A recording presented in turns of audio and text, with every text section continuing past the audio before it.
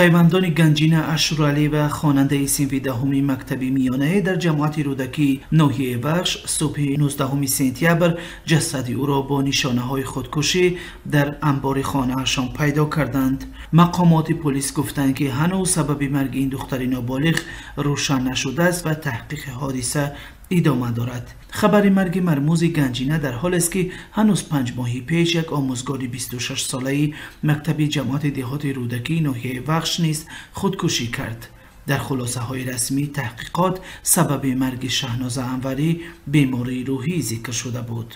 بعد خاکسپاری گنجینه نزدیکان او، والدان، برادران و اینچنین آموزگاران مکتب به سوالهای تفتیشات درباره سبب‌های احتمالی مرگ این نورس پاسخ گفتند.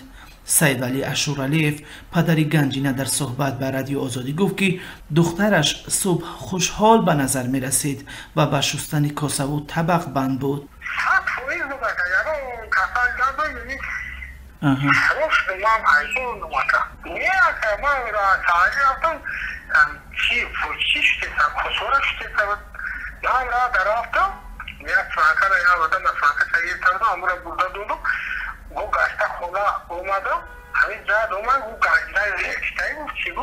یک آموزگار مکتبی که گنجینه اشورعلی و در آنجا تحصیل میکرد گفت که او برای 2 روز از مکتب جواب گرفته بود.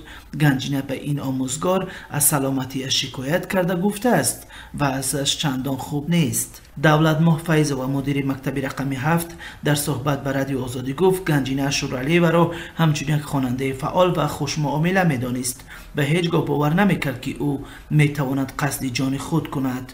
همه خیلی دختری فعال هم خیلی دختره که بو باشه باکی بس بو خیلی دختره که با این چیزا ممیقه یا مهمان میومد چون گنجینه چوی میفتیم اگر اینجا سوید نمیشتیم مکتب شمال واری میداد چوی تشکیل میکرد هم دختره که قریبی ممکن بود امورا میفتیم یگون این طریق بود که یگون خیلی چیو سبسر نداشت خیلی.